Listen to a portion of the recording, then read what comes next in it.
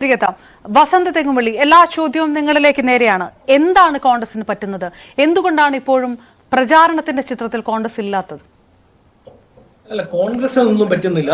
ചില മാധ്യമ കേന്ദ്രങ്ങൾക്ക്, ന്യൂസ് 18 എന്ന് ഞാൻ പറയുന്നില്ല, ചില മാധ്യമ കേന്ദ്രങ്ങൾക്ക് അവർക്ക് അനുചിതമായ രീതിയിൽ അവർക്ക് തോന്നുംപടി വാർത്തകൾ കൊടുത്തുകൊണ്ട് പോകുന്നു. നോക്കൂ, കേരളത്തിന്റെ രാഷ്ട്രീയ ചരിത്രത്തിൽ ഇന്ന് വരെ ഫസ്റ്റ് ലാപ്പിൽ സ്ഥാനാർത്ഥികളെ പ്രഖ്യാപിച്ചതിന്റെ ക്രെഡിറ്റ് ഞങ്ങൾക്കില്ല, ഞങ്ങൾക്ക് വേണ്ടെന്നേ. കഴിഞ്ഞ തവണത്തെ ഇപ്പൊ ഡോക്ടർ ലാലു പറഞ്ഞു തവണ, കഴിഞ്ഞ തവണ മാത്രമല്ല അതിന് മുമ്പത്തെ തവണയും ചിന്തിച്ചു നോക്കൂ. ഇവിടെ കേരളത്തിന്റെ പൊതു അവസ്ഥ എന്ന് പറയുന്നത് ഇവിടെ CPM വേഴ്സസ് കോൺഗ്രസ് ആണ് ഫൈറ്റ്. CPMനെ സംബന്ധിച്ച് അവർ ശുഷ്കിച്ച് ഏതാണ്ട് കേരള സംസ്ഥാന പാർട്ടിയായി മാറിയിരിക്കും. അവരെ സംബന്ധിച്ച് അവരിനി അഥവാ പണ്ട് നാഷണൽ ലെവലിൽ ഉള്ളപ്പോൾ പോലും അവർ സ്ഥാനാർത്ഥികളെ പ്രഖ്യാപിക്കുന്ന അവരുടെ ഭരണഘടനാ സംവിധാനം എന്ന് പറയുന്നത് സംസ്ഥാന സെക്രട്ടേറിയറ്റിന് തീരുമാനമെടുക്കാം എന്നുള്ളതാണ്. അതിൽ കേന്ദ്ര കമ്മിറ്റിക്കോ പോളിറ്റ് ബ്യൂറോയ്ക്കോ വലിയ മേജർ റോളൊന്നും പ്ലേ ചെയ്യാനില്ല. പക്ഷെ കോൺഗ്രസിന്റെ കാര്യം നേരെ തിരിച്ചാണ്. കോൺഗ്രസ് ഹൈക്കമാൻഡിനാണ് സ്ഥാനാർത്ഥികളെ, പ്രത്യേകിച്ച് ലോക്സഭയിലേക്കുള്ള സ്ഥാനാർത്ഥികളെ പ്രഖ്യാപിക്കുന്നതിൽ, പാർലമെന്റിൽ ലോക്സഭയിലേക്കും രാജ്യസഭയിലേക്കുമുള്ള സ്ഥാനാർത്ഥികളെ പ്രഖ്യാപിക്കുന്നതിൽ മേജർ റോൾ പ്ലേ ചെയ്യാനുള്ളത് കോൺഗ്രസ് ഹൈക്കമാൻഡിനാണ്. കോൺഗ്രസ് ഹൈക്കമാൻഡ് കേരളത്തിൽ നിന്നല്ല ഇന്ത്യയിൽ ഒരിടത്തും ഞങ്ങളുടെ ഫസ്റ്റ് ഘട്ട സ്ഥാനാർത്ഥികളെ പ്രഖ്യാപിച്ചിട്ടില്ല. ആ യാഥാർത്ഥ്യം നമ്മുടെ മുമ്പിൽ നിൽക്കുകയാണ്. അപ്പൊ സ്വാഭാവികമായും കോൺഗ്രസ് ഹൈക്കമാൻഡ് നേരത്തെ കഴിഞ്ഞ ദിവസമാണ് അത് ഹൈക്കമാൻഡിൽ എന്തെങ്കിലും തരത്തിലുള്ള ആശയക്കുഴപ്പം ഉണ്ടായിട്ടല്ല, പൊതുവെ അങ്ങനെ പ്രഖ്യാപിക്കാതെ അങ്ങനെ നീട്ടിക്കൊണ്ടുപോവുകയാണ്. അതാണ് വസന്ത് പറഞ്ഞു വരുന്നത് അല്ലേ? അതല്ലാതെ ഏതെങ്കിലും തരത്തിലുള്ള ആശയക്കുഴപ്പം കേരളത്തിൽ തന്നെ ആര് മത്സരിക്കണം, വയനാട്ടിലോ ആലപ്പുഴയിലോ കണ്ണൂരോ തുടങ്ങി അങ്ങനെ എന്തെങ്കിലും ആശയക്കുഴപ്പം ഉള്ളതുകൊണ്ടൊന്നും അല്ല. അല്ല, കേൾക്കൂ, അത് അവിടേക്കാണ് അപർണ ഞാൻ എത്തുന്നത്. അതായത് ഞാൻ പറഞ്ഞല്ലോ, കേരളത്തിലെ മാത്രം സ്ഥാനാർത്ഥികളെ പ്രഖ്യാപിച്ചുകൊണ്ട് കോൺഗ്രസ് ഹൈക്കമാൻഡിന് ഒന്നാം ഘട്ട സ്ഥാനാർത്ഥികളെ പ്രഖ്യാപിക്കാൻ പറ്റുമോ? ഇല്ല. ഒന്നാം ഘട്ട സ്ഥാനാർത്ഥികളെ പ്രഖ്യാപിക്കുമ്പോൾ മറ്റ് സംസ്ഥാനങ്ങളെ കൂടി പരിഗണിക്കേണ്ടതായിട്ടുണ്ട്. അപ്പൊ അവിടെയുള്ള ചില പ്രശ്നങ്ങളുണ്ട്, അത് പരിഗണിക്കണം. ഇപ്പൊ നിങ്ങൾ ചോദിക്കുന്നു, കണ്ണൂര് KPCC അധ്യക്ഷൻ മാറി നിൽക്കാൻ തയ്യാറാണ്. അദ്ദേഹം PCCയുടെ അധ്യക്ഷൻ എന്ന നിലയിൽ ഞാൻ മത്സര രംഗത്ത് നിന്ന് മാറാൻ സന്നദ്ധനാണ് എന്ന് ആദ്യമേ അറിയിച്ചിട്ടുണ്ട് പാർട്ടി ഹൈക്കമാൻഡിനെ. അത് പരിഗണിക്കേണ്ടത് പാർട്ടി ഹൈക്കമാൻഡാണ്. ആലപ്പുഴയിൽ സംഘടനാ ജനറൽ സെക്രട്ടറി KC വേണുഗോപാൽ മത്സരിക്കണോ വേണ്ടയോ എന്ന് തീരുമാനിക്കുന്നത് പാർട്ടിയാണ്. അങ്ങനെയൊക്കെ ചില തീരുമാനങ്ങൾ അതെത്താനുണ്ട്.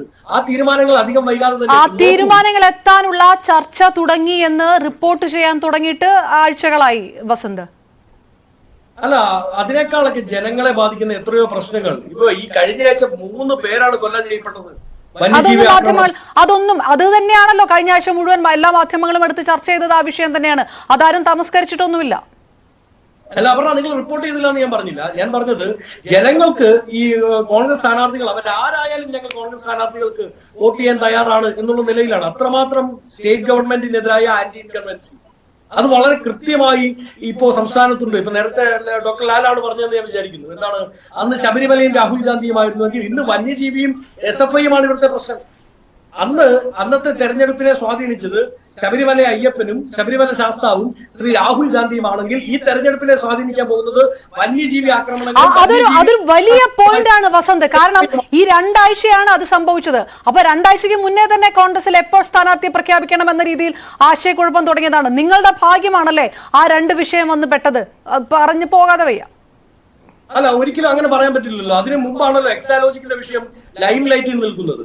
മുഖ്യമന്ത്രിയുടെ ഭാഗ്യം എന്ന് പറയുന്നത് ഇതാണ്. നേരത്തെ ശ്രീ KV അബ്ദുൽ ഖാദർ പറഞ്ഞൊരു വിഷയമുണ്ട്. എന്താണ് കോൺഗ്രസിന്റെ അജണ്ട? ഈ തെരഞ്ഞെടുപ്പിന് നേടുമ്പോൾ കോൺഗ്രസിന് വ്യക്തമായിട്ടൊരു അജണ്ടയുണ്ടോ? വ്യക്തമായിട്ടൊരു നയമുണ്ടോ? ഈ ഒരു പ്രചാരണത്തിന് ഇറങ്ങും മുൻപ് തന്നെ നിങ്ങൾക്ക് അറിയില്ല, ഇത് മുന്നിൽ CPM കൊണ്ടുവയ്ക്കുന്ന, ഇടതുപക്ഷം കൊണ്ടുവയ്ക്കുന്ന ചില വിഷയങ്ങളുമായിട്ട് മുന്നോട്ട് പോകണോ എന്ന് പോലും വ്യക്തമില്ലാതെ നിൽക്കുന്നവരാണ്. സ്വാഭാവികമായിട്ടും സ്ഥാനാർത്ഥി പട്ടികയിൽ കൺഫ്യൂഷനും ആശയക്കുഴപ്പം വന്നാൽ അത്ഭുതപ്പെടാനേ ഇല്ല. അല്ല, സ്ഥാനാർത്ഥി പട്ടികയിൽ എല്ലാ കാലത്തും അപർണ അങ്ങ് എത്രയോ സീനിയർ ആയിട്ടുള്ള ഒരു ജേർണലിസ്റ്റാണ്. കോൺഗ്രസിന്റെ സ്ഥാനാർത്ഥി പട്ടിക എല്ലാ കാലത്തും അഭിപ്രായ വ്യത്യാസങ്ങൾ ഉണ്ടാവും, സംശയമൊന്നുമില്ല. അതിൽ CPM പോലെ ഒരു സ്ഥാനാർത്ഥിയെ പ്രഖ്യാപിച്ചാൽ അയാൾ തന്നെ എന്ന് എതിരഭിപ്രായമില്ലാതെ പഞ്ചപുച്ഛമടക്കി കേട്ടിരിക്കുന്ന പാർട്ടിയല്ല. ജനാധിപത്യ സംഹിത വളരെ ആക്റ്റീവായിട്ട് നിലനിൽക്കുന്ന ഒരു പാർട്ടിയാണ്. സ്വാഭാവികമായും ഒരു സ്ഥാനാർത്ഥി പ്രഖ്യാപനത്തിലേക്ക് പോകുമ്പോൾ വിവിധ ഘടകങ്ങളെ കേൾക്കണം, വിവിധ സമവാക്യങ്ങൾ പരിഗണിക്കേണ്ടതായി വരും, വിവിധ ആശയങ്ങളെ ഉൾക്കൊള്ളേണ്ടതായി വരും, അഭിപ്രായങ്ങളെ സമന്വയിപ്പിക്കേണ്ടതായി വരും. അതൊക്കെ കോൺഗ്രസ് ഈ തവണയും ഞാൻ പറഞ്ഞല്ലോ, ഒരു തവണയും ഒന്നാമത് സ്ഥാനാർത്ഥിയെ പ്രഖ്യാപിച്ചുകൊണ്ട് ആരും ഓടിയെത്താൻ പോകുന്നില്ല. ഈ തെരഞ്ഞെടുപ്പിൽ സ്ഥാനാർത്ഥിക്ക് പങ്കില്ല. ഒരു ഡിസിഷൻ കേരള ഞാൻ പറയാം. പക്ഷേ കൂടുതൽ ഈ തെരഞ്ഞെടുപ്പിനെ സ്വാധീനിക്കാൻ പോകുന്നത് ഇവിടുത്തെ സാധാരണ സപ്ലൈകോ മുതൽ വന്യജീവി വഴി വന്യജീവിയേക്കാൾ വന്യജീവിയായ SFI വരെ വന്ന് നിൽക്കും. അത് തെരഞ്ഞെടുപ്പിന്റെ റിസൾട്ടിന് ശേഷം ഞാനും അപർണയും ഇതേ ഫ്ലോറിൽ ഇരിക്കുമ്പോൾ ഞങ്ങൾ 2020 ഇരിക്കുമ്പോൾ അങ്ങ് അംഗീകരിച്ചു തന്നല്ലോ. ഓക്കെ, ഞാൻ തിരികെ എത്താം. ആ രീതിയിലുള്ള ആത്മവിശ്വാസം ഇപ്പോഴും സ്ഥാനാർത്ഥി പട്ടിക എന്ന് വരും. വസന്ത് ഇരിക്കുന്ന മണ്ഡലത്തിൽ ആർക്ക് വേണ്ടി വസന്ത് പ്രചാരണത്തിന് ഇറങ്ങും എന്ന് പോലും ചിത്രം വ്യക്തമാകാത്ത ഒരു സാഹചര്യത്തിൽ ഞാൻ തിരികെ എത്താം വളരെ പെട്ടെന്ന്. എന്ത് ആശയക്കുഴപ്പമാണ് കോൺഗ്രസിനെ വീണ്ടും പിന്നോട്ട് നടത്തുന്നത്? വളരെ പെട്ടെന്ന് ഒരു ചെറിയ ഇടവേള അത്യാവശ്യമായതുകൊണ്ട്.